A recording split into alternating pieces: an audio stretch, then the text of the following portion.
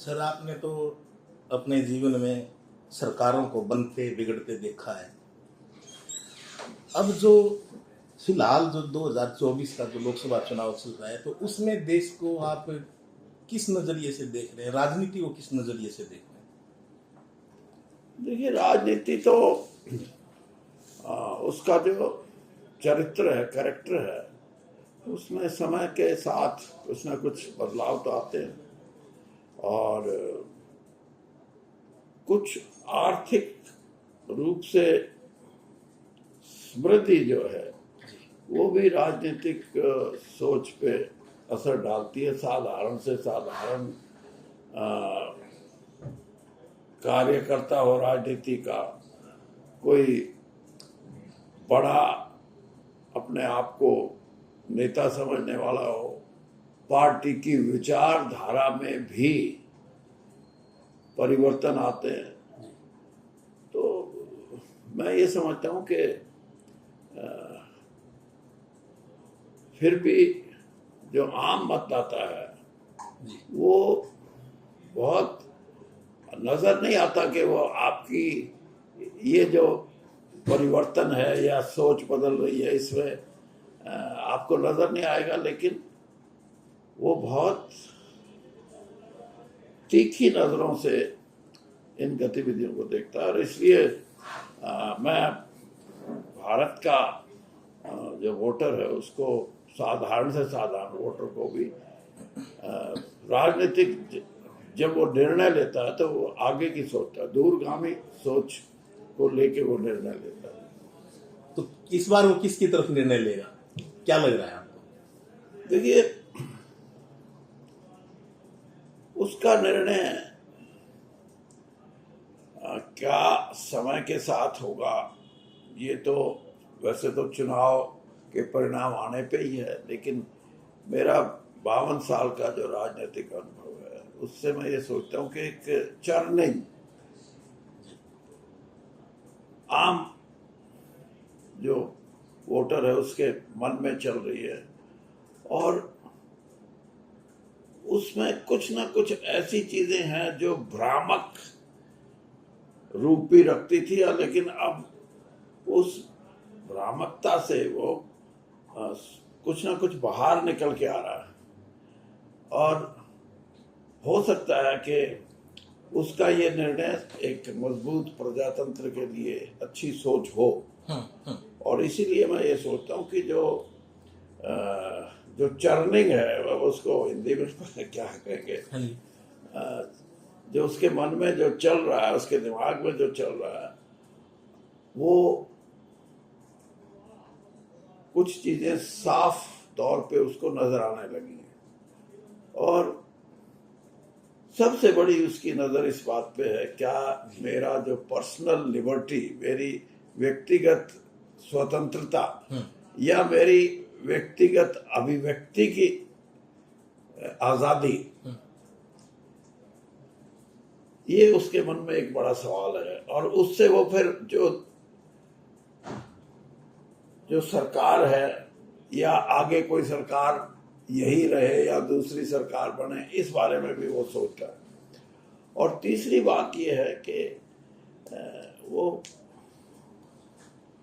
देश की अखंडता जी, ये भी एक बड़ा सवाल है। मैं कई बार सोचता हूँ कि 2026 की जो डिलिमिटेशन है उसके बारे में हमारे जो राष्ट्रीय दल हैं या राष्ट्रीय नेता हैं, उनका क्या विचार बनता है कि क्या वो जनगणना के आधार पे उन जो एमएलए या एमपी के चुनाव क्षेत्र हैं जी,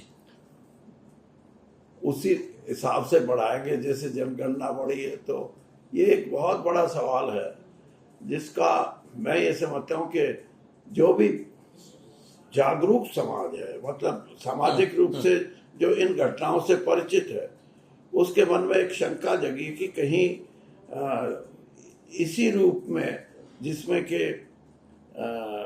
पुनर्गठन या डिलिमिटेशन जो होती है वो जनगणना के आधार पे हुई तो देश को एक बहुत बड़ा खतरा हो जाएगा। क्योंकि मुझे अच्छी तरह याद है जब 2007 में डिलिमिटेशन हुआ था, तब ये बात आई थी कि आज़ादी के बाद बहुत से ऐसे राज्य हैं जहां जनगणना के हिसाब से आबादी बढ़ गई, कहीं कहीं तो 20% 25% बढ़ी है, और कई ऐसे राज्य भी हैं जहां जनगणना में थोड़ा सा बढ़ोतरी हुई है, ज़्यादा नहीं हुई। तो खास तौर पे जो दक्षिण के राज्य हैं, जैसे केरल है, तमिलनाडु है, कर्नाटका है, और उस टाइम तो आंध्र प्रदेश एक ही राज्य था, तो तेलंगाना, ये 5-6 राज्य ऐसे हैं जिनको जनगणना के हिसाब से सीटों का नुकसान हो रहा था। तो तब ये निर्णय लिया गया, और वो सही निर्णय था कि 2026 तक हम डिलिमिटेशन तो करेंगे, विधानसभा क्षेत्रों की भी करेंगे, पार्लियामेंट की, लोकसभा की भी करेंगे, लेकिन नंबर ऑफ सीट नहीं बढ़ेगा। बिल्कुल। तो उससे स्थिति बच गई।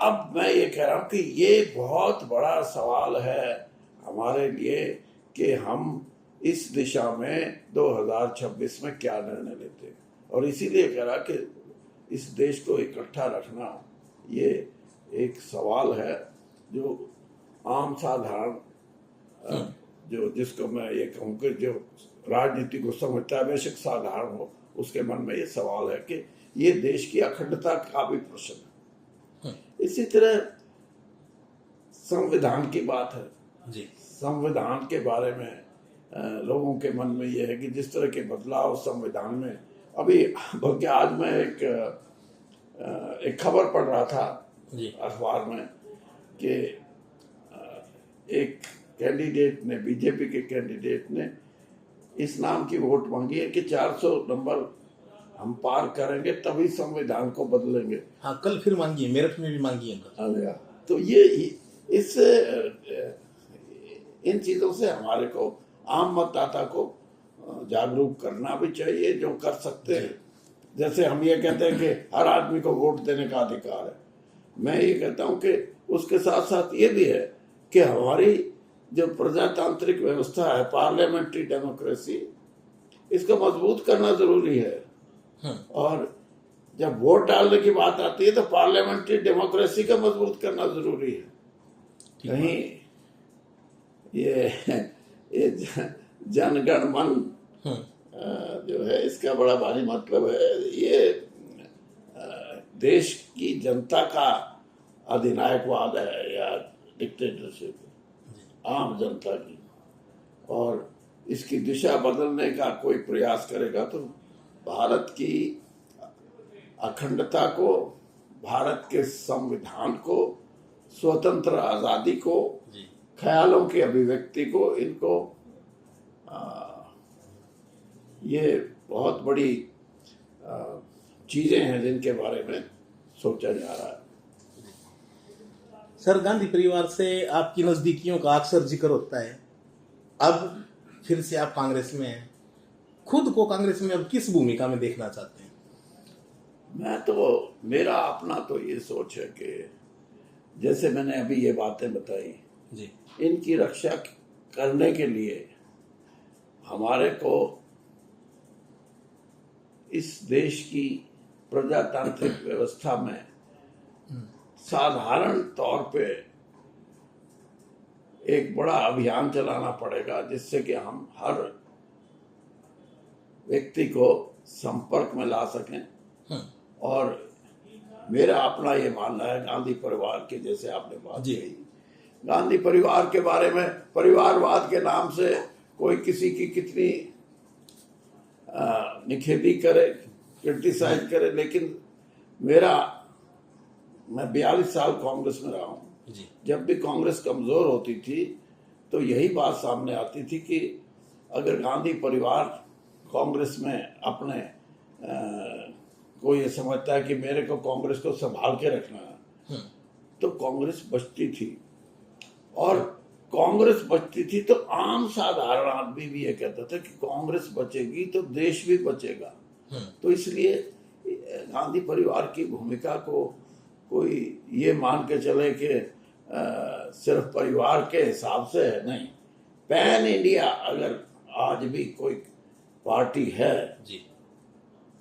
अब मेरा बेटा जो मेंबर पार्लियामेंट है ब्रजेंद्र सिंह, जी। यही कह रहा था कि डैडी आसाम में राहुल गांधी जाए तब भी लंबी भीड़ लोगों की देखने के लिए, सुनने के लिए, केरला में जाए तब भी ऐसा ही, गुजरात में जाए तब। बिल्कुल। तो ये जो चीजें हैं, ये चीजें ठीक है कि एक विचारधारा के हिसाब से आप परिवारवाद की बात करो, लेकिन मैं ये समझता हूं कि कांग्रेस के लिए भी और देश की प्रजातंत्र के लिए गांधी परिवार की एक बहुत अहम भूमिका रही है, और आगे भी मुझे उम्मीद है कि राहुल गांधी के माध्यम से, राहुल गांधी आपने देखा होगा पिछले 6-7 साल में जो यात्राएं उन्होंने की हैं, जो उनकी एक सोच बनी है, उससे सिर्फ आप देखने नहीं आते, उसकी विचारधारा को भी लोग ये कहते हैं कि हाँ,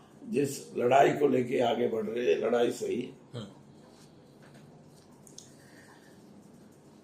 मनोहर लाल जी के साथ भी आपकी काफी नजदीकियां रही हैं। आप अलग अलग, जब मनोहर लाल को जरूरत थी तो आपने अलग अलग हलकों के लोगों को भी उनसे मिलवाया, उनकी मीटिंगें भी कराई, और मतलब एक जो गैप उनका पब्लिक कनेक्ट था वो खत्म, जो गैप हो रहा था, तो वो पब्लिक कनेक्ट कराने में आपकी महत्वपूर्ण भूमिका रही।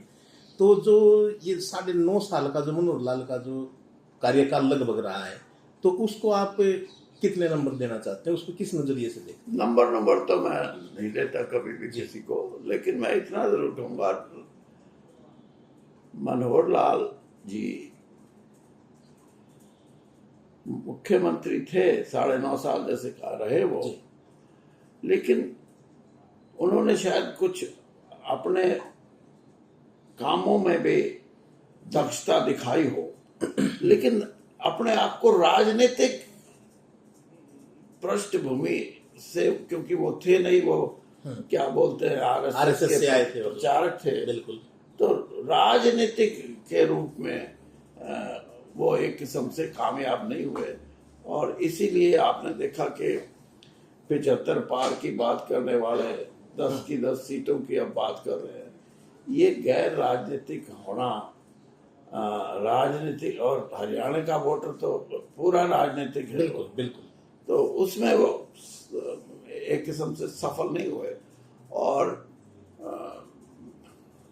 मैं ये भी मानता हूं कि सिर्फ मन अच्छा हो, काम अच्छे करने की इच्छा हो, लेकिन वो काम जनता में स्वीकार्य ना हो, तो फिर उसके अच्छे की कोई बात बचती नहीं। बिल्कुल। अब आपने आईटी, इंफॉर्मेशन टेक्नोलॉजी के हिसाब से अनेक कदम उठाए हैं, मैं उन कदमों को बुरा नहीं मानता, अच्छे कदम जी, लेकिन जनता में तो उनका उल्टा असर हुआ जी। फैमिली आईडी की बात करी, आज हर आदमी जो परेशानी महसूस करता है, अपने किसान के बारे में फसल का ब्यौरा देने की बात करी, क्रॉप इंश्योरेंस की बात करी, ये सारी चीजें आप मान के चलो कि लोगों में स्वीकार्य नहीं हुई, क्योंकि वही बात कि आपने उसका राजनीतिक दृष्टिकोण से उन चीजों को नहीं रखा। वो तो आप तो ये समझते रहे कि जो हम कर रहे हैं जनता भी यही चाहती है, लेकिन नहीं, जनता से मैं तो यहां तक बोलता हूं कि सिर्फ मनोहर लाल जी की बात नहीं, किसान के बारे में जब 3 बिल भारत सरकार लेके आई, बीजेपी की सरकार, बिल्कुल वो भी उनको महंगा पड़ा, क्योंकि उन्होंने किसी से बात ही नहीं की। बिल्कुल, मैं तो खुद बीजेपी का एमपी था उस वक्त जी। मेरे को ये लगता था कि कम से कम पूछना चाहिए, इतने किसान संगठन है, उनसे बात करनी चाहिए, किसान वैज्ञानिक हैं, किसान अर्थशास्त्री हैं खेती के, बिल्कुल उनसे पूछना चाहिए। तो ये एक सोच है, और वो सोच ये है कि हमारी विचारधारा की बड़ी ताकत हमारा धर्म के प्रति एक आस्था, और उस आस्था के माध्यम से हम सब कुछ लोगों को खुश करके रख सकते हैं, उनको प्रसन्न कर सकते हैं। मुझे नहीं लगता कि ये कहीं कामयाब हुए इन बातों में। और ये बातें सामाजिक रूप से अब आहिस्ता आहिस्ता, जैसे आपने शुरू में सवाल जी किया था, जी कि अब लोगों को समझ आने लगी। बिल्कुल। जब 2014 में कांग्रेस छोड़ गया, भाजपा गए, तो आपने भूपेंद्र सिंह हुड्डा पर आरोप लगाए थे। अब ज्वाइनिंग हुई, उस समय भी हुड्डा वहां मौजूद थे, आपने भी उनकी तारीफ की। तो अब कांग्रेस में हरियाणा में नेता कौन, भूपेंद्र सिंह हुड्डा या आप? देखिए, नेता तो एक होता है, और वो होता है राष्ट्रीय स्तर पे। राष्ट्रीय स्तर पे एक समय में इंदिरा गांधी थी, दूसरी बार राजीव गांधी थे, फिर सोनिया गांधी। चाहे कुछ भी कहें, सोनिया गांधी जी का भी बड़ा 17 साल वो कांग्रेस अध्यक्ष रही है। और मुझे अच्छी तरह याद है, जब कांग्रेस को सोनिया गांधी जी की जरूरत थी तो बड़े उनको बहुत कुछ कहा गया कि आप कांग्रेस को संभालो। उस समय हमारे पास सिर्फ 4 स्टेट थी। हाँ जी, बिल्कुल। 4 स्टेट में कांग्रेस का राज बचा था, और सोनिया गांधी जी के कांग्रेस को अपने साथ जुड़ने में जी 1.5 साल के अंदर अंदर 14 राज्यों में कांग्रेस आई। बिल्कुल। तो स्टेट लीडरशिप को, जैसे आपने कहा कि स्टेट लीडरशिप में तो आप जितनों को प्राथमिकता देंगे, कार्यकर्ता के मन में ये बात आया कि हमारे जो भी लीडर हैं, सीनियर लीडर कांग्रेस के, उनका अपना महत्वपूर्ण स्थान है। किसी का किसी क्षेत्र में प्रभाव है, किसी का किसी समाज के किसी विशेष अंग पे प्रभाव है, किसी का किसी विशेष जाति में प्रभाव है। उनको सबको महत्वपूर्ण बना के रखना, वो सेंट्रल लीडरशिप का, केंद्रीय जो हमारी पार्लियामेंट, हमारा हाई कमांड है, उसका बहुत बड़ा हाथ होता है। तो इसलिए आप, मैं हूं या कौन है, मैं तो अभी नया नया आया हूं, लेकिन ये ठीक है कि भूपेंद्र सिंह हुड्डा आज वो लीडर ऑफ द अपोजिशन है। और लेकिन अनफॉर्चुनेट बात ये भी है कि किन कारणों से पिछले 10-12 साल से संगठन नहीं बन रहा। जी। मैं ये कहता हूँ कि संगठन भी, मेरा यह प्रयास रहेगा कि हम सब मिलके इस बात की सहमति जरूर करें कि संगठन जल्दी बने। जी। संगठन से ही आप अपने पार्टी को मजबूत कर सकते हो, और कोई तरीका नहीं होता। हरियाणा कांग्रेस को आज के दिन 2 गुटों में देखा जाता है, एक हुड्डा कांग्रेस बोला जाता है, दूसरा SRK। तो चौधरी वीरेंद्र सिंह किस तरफ होंगे, या ये कोई अलग रास्ता होगा? देखिए, नंबर 1 बात तो ये है कि ये आपके मीडिया की वो है कि क्या बोला, SRK। एक आप SRK बना दिया आपने, एक हुड्डा जी को बना दिया। इन चीजों का कोई मतलब नहीं है जी। लेकिन इतना जरूर है, मैं प्रयास करूंगा कि कहीं अगर मेरे प्रयास से हम आपकी जो ये 2 लाइनें हैं, इनको ठीक कर सके, एक लाइन, तो कम से कम प्रेस को ये एहसास होगा कि मेरे आने से मैंने अपनी एक भूमिका, निष्पक्ष रूप से मैं ये समझता हूँ कि कांग्रेस का संगठन, और संगठन बनेगा तो कांग्रेस एक नजर आएगी। बिल्कुल। अब नहीं है संगठन तो अलग अलग। बिल्कुल। तो आदमी कोई किसी का बोलता है, कोई किसी का। हरियाणा की राजनीति को फिलहाल किस नजरिए से देखते हैं? क्योंकि देखिए 10 साल से, लगभग 9.5 साल से भाजपा सत्ता में है, और अब अक्टूबर में फिर विधानसभा के चुनाव है, लोकसभा के तुरंत बाद ही समझे हम। तो कहाँ खड़ा देखते हैं विधानसभा के नजरिए से कांग्रेस को?